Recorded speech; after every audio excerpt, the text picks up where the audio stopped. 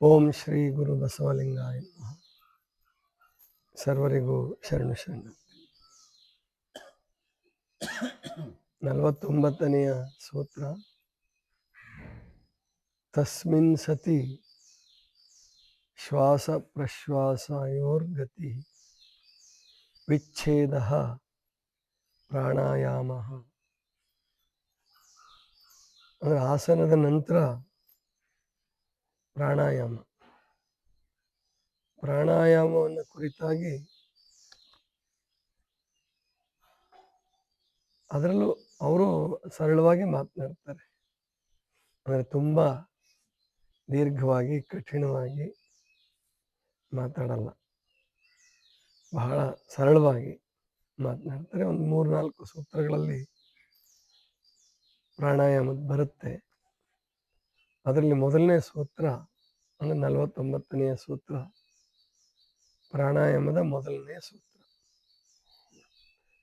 ತಸ್ಮಿನ್ ಸತಿ ಶ್ವಾಸ ಪ್ರಶ್ವಾಸಯೋರ್ಗತಿ ವಿಚ್ಛೇದ ಪ್ರಾಣಾಯಾಮ. ಆಸನದ ನಂತರ ಅಂತ ಅರ್ಥ ತಗೋಬೇಕಲ್ಲ ಅಷ್ಟೇ. ತಸ್ಮಿನ್ ಸತಿ ಆಸನದ ನಂತರ ಅಥವಾ ಆಸನ ಸಿದ್ಧಿಯ ನಂತರ ಶ್ವಾಸ ಪ್ರಶ್ವಾಸ ಅಂದರೆ ಶ್ವಾಸೋಚ್ಛ್ವಾಸ, ಉಚ್ಛ್ವಾಸ ನಿಶ್ವಾಸ ಅಂತ ಹೇಳ್ತೀರಲ್ಲ. ಉಸಿರು ಬಿಡೋದು ತಗೊಳ್ಳೋದು, ಉಸಿರು ಬಿಡೋದು ತಗೊಳ್ಳೋದು. ಇದನ್ನ ನಾವು ವಿಚ್ಛೇದ ಮಾಡೋದು. ವಿಚ್ಛೇದ ಯಾವುದನ್ನು ಮಾಡೋದು? ಆ ಗತಿಯನ್ನು ವಿಚ್ಛೇದಿಸೋದು, ಗತಿಯನ್ನು ಬದಲಾಯಿಸೋದು. ಅಂದರೆ ಸಹಜವಾಗಿ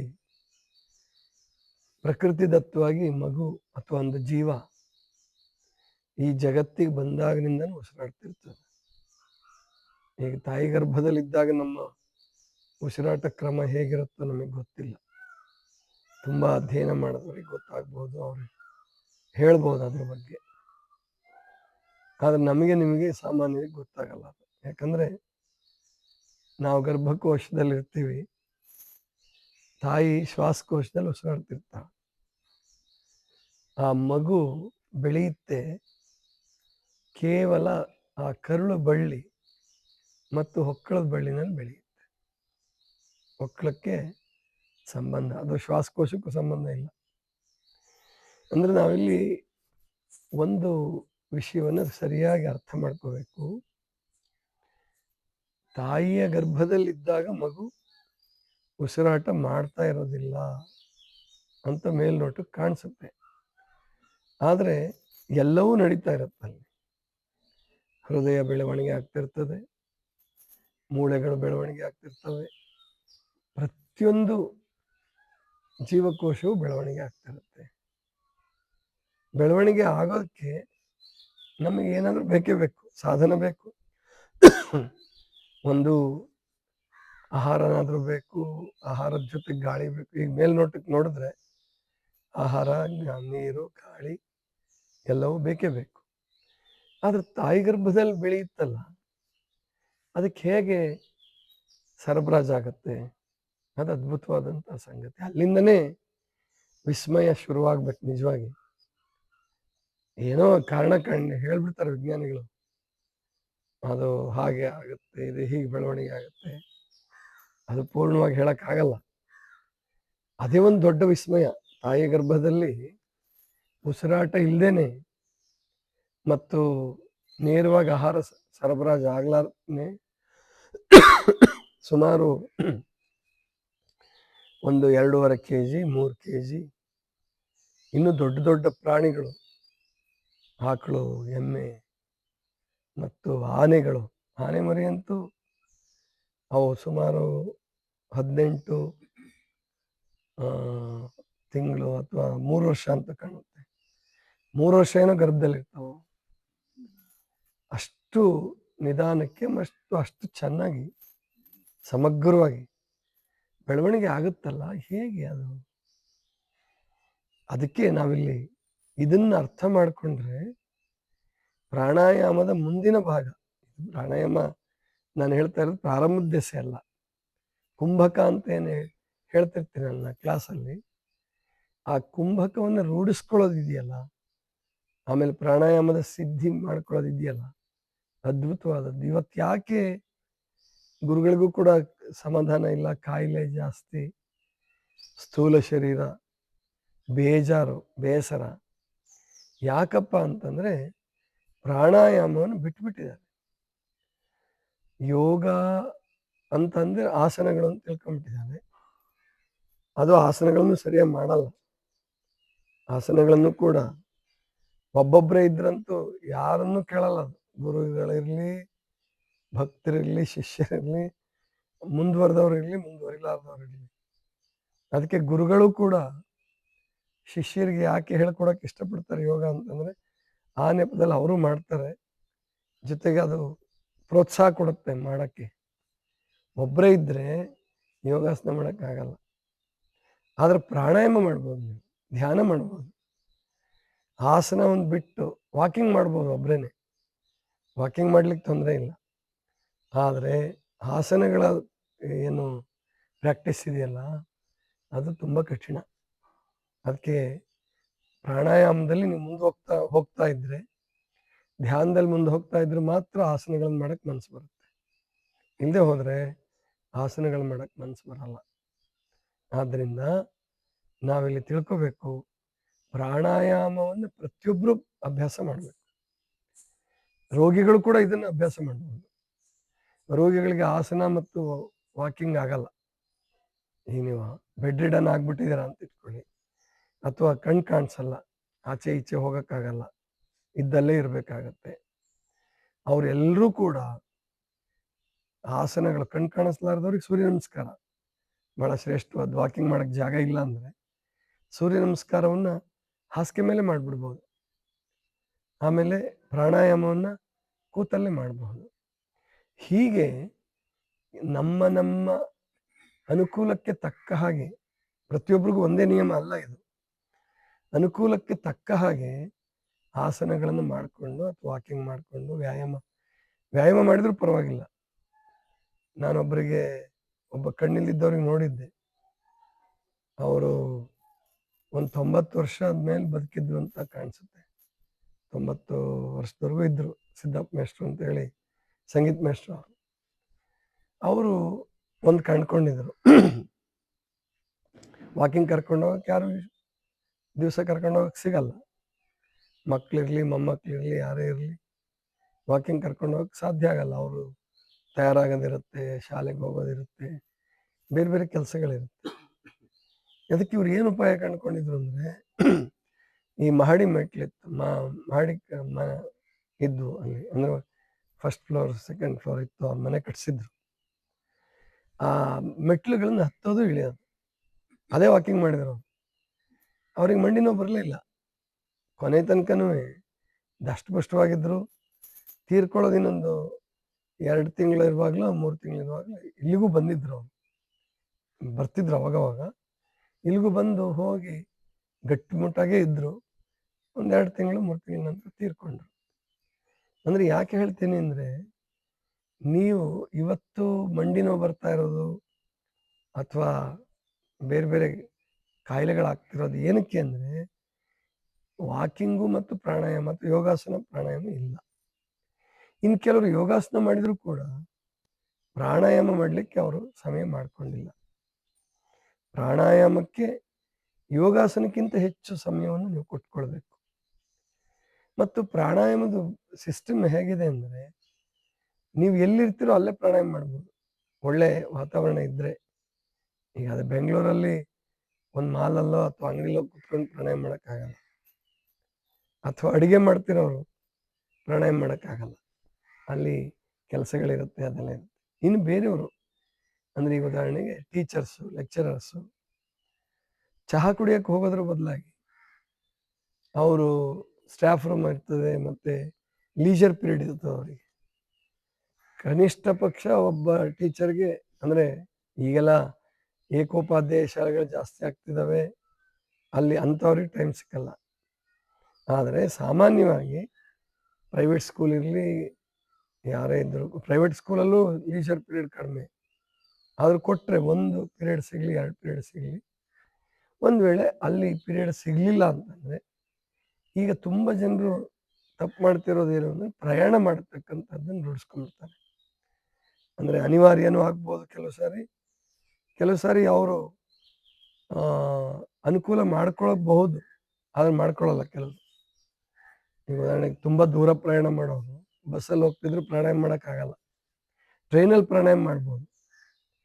ಅದರಲ್ಲಿ ಟ್ರೈನಲ್ಲೂ ಪ್ರಾಣಾಯಾಮ ಮಾಡಲ್ಲ ಭಾಳ ಜನ. ಏನು ಮಾಡ್ತಾರೆ, ಪೇಪರ್ ಓದ್ಕೊಂತನೋ ಅಥವಾ ಹರಟೆ ಹೊಡ್ಕೊಂತನೋ ಕೂತ್ಬಿಡ್ತಾರೆ. ಪೇಪರ್ ಓದ್ಕೊಂತ, ಹರಟೆ ಹೊಡ್ಕೊಂತ ಅಥವಾ ಏನೋ ವಿಷಯ ಉಪಯೋಗ ಇಲ್ಲದ ವಿಚಾರ ಮಾಡ್ಕೊತ ಕೂಡ್ತಾರೆ. ಆವಾಗ ಅಲ್ಲಿ ನಿಮ್ಮ ರೈಲು ಪ್ರಯಾಣ 1 ಗಂಟೆನೋ 1.5 ಗಂಟೆನೋ ಅಥವಾ ಕೆಲವರು ಬೆಂಗಳೂರು ಮೈಸೂರಿಗೆ ಅಪ್ ಆ್ಯಂಡ್ ಡೌನ್ ಮಾಡೋರಿದ್ದಾರೆ. 2.5 ಗಂಟೆ ಟ್ರೈನಲ್ಲೇ ಇರ್ತಾರೆ. ತುಮಕೂರಿಂದ ಬೆಂಗಳೂರಿಗೆ ಪ್ರಯಾಣ ಮಾಡೋರಿದ್ದಾರೆ. ಈ ಥರದವ್ರು 1.5 ಗಂಟೆ ಕಳೆದು ಬಿಡ್ತಾರೆ. ಹಾಗೆ ಮಾಡುವಾಗ ನೀವು ಸ್ವಲ್ಪ ಧ್ಯಾನ ಪ್ರಾಣಾಯಾಮದ ಕಡೆ ರೂಢಿಸ್ಕೊಂಡ್ಬಿಟ್ರೆ ಅದ್ಭುತವಾದ ಸಮಯ. ಅದನ್ನು ಉಪಯೋಗಿಸ್ಕೊಳ್ಬೋದು. ನೀವು ಬೆಳಗ್ಗೆ ಹೋಗುವಾಗ ಏನು ತಿಂಡಿ ತಿಂದಿರಂಗಿಲ್ಲ, ಕಟ್ಕೊಂಡು ಹೋಗ್ತಾರೆ ಸಾಮಾನ್ಯವಾಗಿ. ಚಹಾ ಕುಡ್ದಿರ್ತೀರ. ಚಹಾ ಕುಡಿದ್ರೆ ಏನು ತೊಂದರೆ ಇಲ್ಲ. ಈ ಹಣ್ಣು ತರಕಾರಿಗಳನ್ನು ತಿಂದರೂ ತೊಂದರೆ ಇಲ್ಲ. ತಿಂಡಿ ತಿಂದ ಮೇಲೂ ಒಂದು 10 ನಿಮಿಷ, 15 ನಿಮಿಷ, 20 ನಿಮಿಷ ಬಿಟ್ಟು ಲಘು ಪ್ರಾಣಾಯಾಮ, ಅಂದರೆ ತುಂಬ ತಣ್ಕೊಳಂಗಿಲ್ಲ. ಸುಮ್ಮನೆ ದೀರ್ಘವಾಗಿ ಉಸಿರು ಬಿಡೋದು, ದೀರ್ಘವಾಗಿ ಉಸಿರು ತಗೊಳ್ಳೋದು. ಇಷ್ಟು ರೂಢಿ ಮಾಡಿದ್ರು ಕೂಡ ನಿಮ್ಮ ಜೀವನದಲ್ಲಿ ಎಷ್ಟೋ ಬದಲಾವಣೆಗಳು ಬರ್ತದೆ.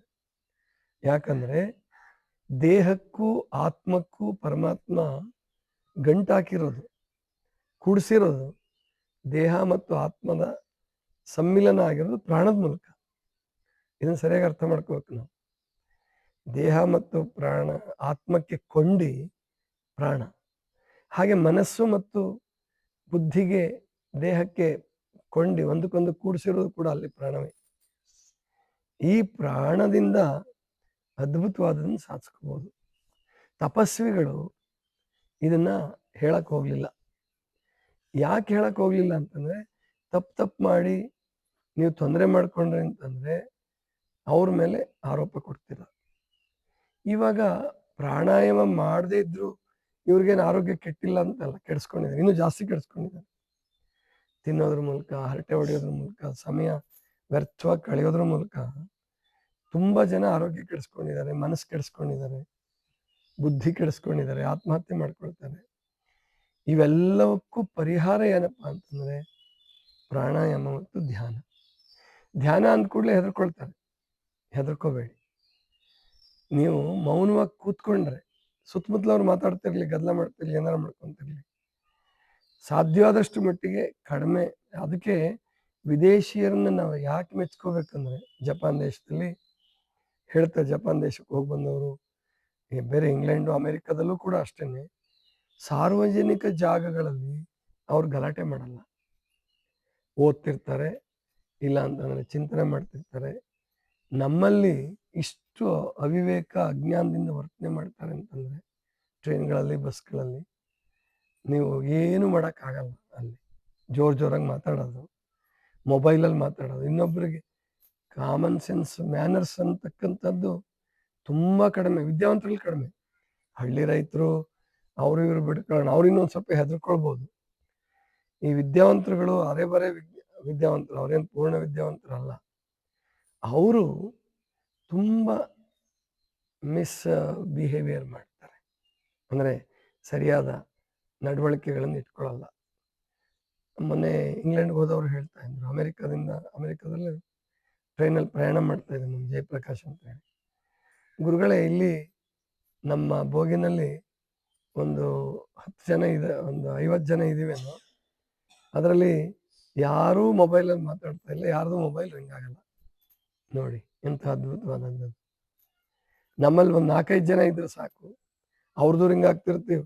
ಟ್ರೈನು ಬಸ್ಸಲ್ಲಿ ಹೋಗ್ಲಿ ಬಿಡಿ, ಸಭೆಗಳಲ್ಲೂ ಸಹಿತ ನಮ್ಮಲ್ಲಿ ಮೊಬೈಲ್ ಸೈಲೆಂಟ್ ಮಾಡ್ಕೊಳ್ಳಲ್ಲ. ಪ್ರಾರ್ಥನಾ ಸಭೆಗಳಲ್ಲಿ ಅಂದರೆ ಎಷ್ಟು ನಾವು ಇನ್ನೂ ಕಲಿಬೇಕಾದ್ದಿದೆ. ಇಂಥವರು ಧ್ಯಾನ, ಧಾರಣ, ಅಸತೋಮ ಸದ್ಗಮಯ, ತಮಸೋಮ ಜ್ಯೋತಿರ್ಗಮಯ, ಮೃತ್ಯೋರ್ಮ ಅಮೃತಂಗಮಯ ಹೇಳಿ ಏನು ಪ್ರಯೋಜನ? ಭಯ ಮತ್ತು ಮೃತ್ಯುವಿನ ಬಗ್ಗೆ ಭಯ. ಆದ್ರೆ ಮೃತ್ಯೋರ್ಮ ಅಮೃತಂಗಮಯ ಅಂತ ಹೇಳೋದು ಈ ಒಂದು ಆಷಾಢಭೂತಿತನ ಅಂತ ಕರೀತಾರೆ ಇದಕ್ಕೆ. ಇದು ಬಹಳ ಆಗಿದೆ. ಇದರಿಂದ ನೀವು ಯಾವುದರಲ್ಲೂ ಸಿದ್ಧಿ ಪಡ್ಕೊಳಕ್ಕಾಗಲ್ಲ. ಮೊದಲು ನಾವು ಪ್ರಾಣಾಯಾಮ ಮಾಡ್ತಕ್ಕಂಥವ್ರು ಪ್ರಾಣಾಯಾಮ ಮತ್ತು ಮೌನ ಧ್ಯಾನ ಇದರಲ್ಲಿ ನಮಗೆ ಮುಂದೆ ಹೋಗಬೇಕು, ಯೋಗ ಮಾರ್ಗದಲ್ಲಿ ಮುಂದೆ ಹೋಗಬೇಕು ಅನ್ನೋರು ಹೆಚ್ಚು ಪ್ರಯಾಣವನ್ನು ಇಟ್ಕೋಬೇಡಿ. ಬಸ್ಸು ಟ್ರೈನ್ಗಳಲ್ಲಿ ಸಾಧ್ಯವಾದಷ್ಟು ಮಟ್ಟಿಗೆ ಅವಾಯ್ಡ್ ಮಾಡಿಬಿಡಿ. ಬಾಡಿಗೆ ಮನೆ ಮಾಡಿದ್ರು ಚಿಂತೆ ಇಲ್ಲ, ಏನು ಮಾಡಿದ್ರು ಚಿಂತೆ ಇಲ್ಲ. ಹೇಗೆ ನೀವು ಅದೇ ಊರಲ್ಲಿ ಡ್ಯೂಟಿ ಮಾಡೋಕ್ಕಾಗುತ್ತೋ ಅದನ್ನು ಮೊದಲು ಪ್ಲ್ಯಾನ್ ಮಾಡ್ಕೊಳ್ಳಿ, ಯೋಜನೆ ಮಾಡ್ಕೊಳ್ಳಿ. ಪ್ರಾಣಾಯಾಮಕ್ಕೆ ಸಮಯ ಇಟ್ಕೊಳ್ಳಿ. ಕೆಲವರು ತಕರಾರು ಮಾಡ್ತಾರೆ, ನಮಗೆ ಗೊತ್ತೇ ಹೋಗಲ್ಲ ರೀ, ಅದಕ್ಕೆ ನಾವು ಎಲ್ಲೆಲ್ಲಾರು ಹೋಗ್ತಿರ್ತೀವಿ, ಹೋಟ್ಲಿಗೆ ಹೋಗ್ತೀವಿ, ಬಾರ್ಗೆ ಹೋಗ್ತೀವಿ. ಯಾಕೆ ಅಂದರೆ ಅವ್ರಿಗೆ ಯಾಕೆ ಹೊತ್ತು ಹೋಗಲ್ಲ ಅಂದರೆ ಅವರು ಓದೋದನ್ನು ರೂಢಿ ಮಾಡ್ಕೊಂಡಿಲ್ಲ, ಪ್ರಾಣಾಯಾಮವನ್ನು ರೂಢಿ ಮಾಡ್ಕೊಂಡಿಲ್ಲ. ಮೌನವಾಗಿ ಕೂತ್ಕೊಳ್ಳೋದು, ಮನೇಲಿ ಬಂದು ಕೆಲಸ ಮುಗಿಸ್ಬಿಟ್ಟು ಬಂದು ಸುಮ್ಮನೆ ಕೂತ್ಕೊಳ್ಳಿ, ಟಿ ವಿ ಆಮೇಲೆ ಟಿ ವಿದೊಂದು ಕೆಟ್ಟ ಸಂಸ್ಕೃತಿ ತುಂಬ ಕೆಟ್ಟದಾಗಿ ರೂಢಿ ಮಾಡ್ಕೊಂಡಿದ್ದಾರೆ.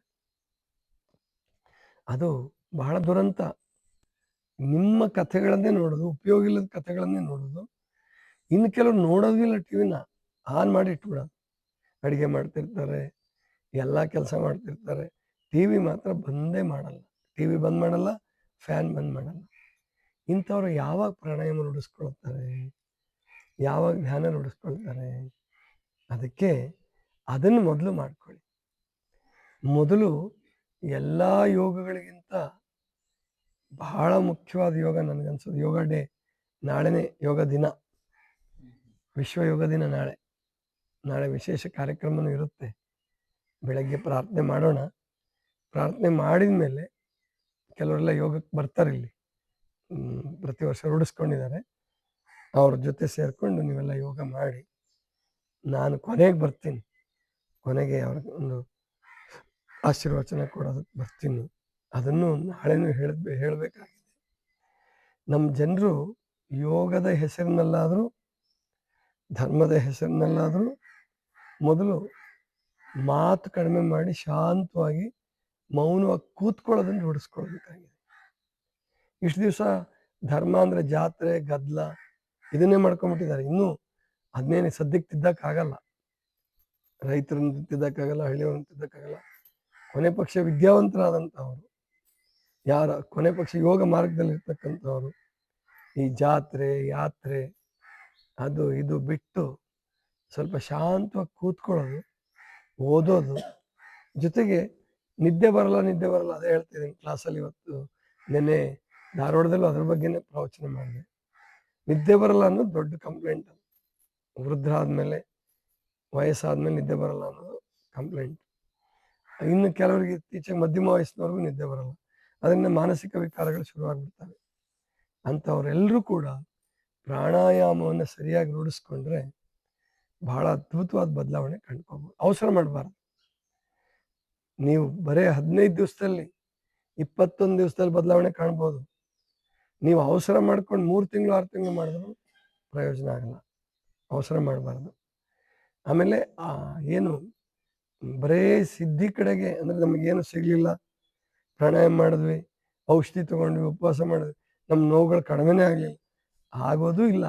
ಆ ಥರ ಮೆಂಟ್ಯಾಲಿಟಿ ಇದ್ದರೆ ಆಗೋದೇ ಇಲ್ಲ. ಶಾಂತವಾಗಿ ಒಂದು 3 ತಿಂಗಳು ಗುರಿ ಇಟ್ಕೊಳ್ಳಿ. 15 ದಿವಸ, 21 ದಿವಸ, 1 ತಿಂಗಳು, 2 ತಿಂಗಳು, 3 ತಿಂಗಳು ಸಾಧನೆ ಮಾಡ್ತಿರ್ಬೇಕಲ್ಲ. ಅವಸರ ಮಾಡಿದ್ರೆ ಇದನ್ನೇ ಭಗವದ್ಗೀತೆಯಲ್ಲಿ ಹೇಳೋದು, ಫಲದ ಕಡೆ ನಿನ್ನ ಗಮನ ಹರಿಸ್ಬೇಡಪ್ಪ, ಕರ್ಮ ಮಾಡು. ಕರ್ಮ ಮಾಡು ಅಂದರೆ ಕೆಟ್ಟದ್ದು ಮಾಡು ಅಂತ ಅಲ್ಲ. ನೀನು ಏನು ಮಾಡಬೇಕಾಗಿದೆ, ಪ್ರಾಣಾಯಾಮ ಮಾಡಬೇಕಾಗಿದೆಯಾ, ಬೆಳಿಗ್ಗೆ ಬೇಗ ಏಳಬೇಕಾಗಿದೆಯಾ, ಉಪವಾಸ ಮಾಡಬೇಕಾಗಿದೆಯಾ, ಮಾಡು. ಅದರಿಂದ ಪ್ರಯೋಜನ ಖಂಡಿತ ಸಿಗುತ್ತೆ. ಆದರೆ ಆ ಪ್ರಯೋಜನ ಕಡೆಗೆ ನಿನ್ನ ಲಕ್ಷ್ಯ ಇದ್ದರೆ ನಿನಗೇನೂ ಆಗಲ್ಲ. ಆವಾಗ ಮನಸ್ಸು ಚಡಪಡಿಕೆ ಅಷ್ಟೇ ಉಳಿತದೆ ಮನಸ್ಸಿನಲ್ಲಿ, ಇನ್ನೇನೂ ಆಗಲ್ಲ. ಅದಕ್ಕೆ ಪ್ರಾಣಾಯಾಮದ ಬಗ್ಗೆ ಮುಂದಿನ ದಿನಗಳಲ್ಲಿ ಸ್ವಲ್ಪ ವಿವರವಾಗಿ ತಿಳ್ಕೊಳ್ಳೋಣ. ಅದಕ್ಕೆ ನಾನಿವತ್ತು ಹೇಳಿದ್ದು ನಿಜವಾಗಿ ಪ್ರಾಣಾಯಾಮದ ಬಗ್ಗೆ ಹೇಳೇ ಇಲ್ಲ, ಸಿದ್ಧತೆ ಮಾಡ್ಕೊಳ್ಳೋದು ಹೇಳಿದ್ದೀನಿ. ನೀವು ಪ್ರಾಣಾಯಾಮಕ್ಕೆ ತಯಾರಾಗ್ರಿ ಮೊದಲು. ಮತ್ತು ಇಂಥದ್ದೊಂದು ಇದೆ ನಮ್ಮಲ್ಲಿ ಅದ್ಭುತವಾದ ಒಂದು ರತ್ನ ಸದೃಶವಾದಂತಹ ಒಂದು ಮಾರ್ಗ ಇದೆ, ಶ್ರೇಷ್ಠ ಮಾರ್ಗ ಇದೆ, ಎಲ್ರಿಗೂ ಒಲಿತಕ್ಕಂಥದ್ದು ಸರಳವಾದ ಮಾರ್ಗ ಇದೆ ಪ್ರಾಣಾಯಾಮ. ಅದನ್ನು ಕಾಂಪ್ಲೆಕ್ಸ್ ಮಾಡಿಟ್ಟಿದ್ದಾರೆ, ಸಂಕೀರ್ಣ ಮಾಡಿಟ್ಟಿದ್ದಾರೆ. ಅದನ್ನು ಸರಳವಾಗಿ ತಿಳ್ಕೊಂಡು ನಮ್ಮ ಜೀವನದಲ್ಲಿ ರೂಢಿಸ್ಕೊಳ್ಳೋಣ. ಇದಿಷ್ಟು ಇವತ್ತಿನ ಚಿಂತನ. ಸರ್ವರಿಗೂ ಶರಣ.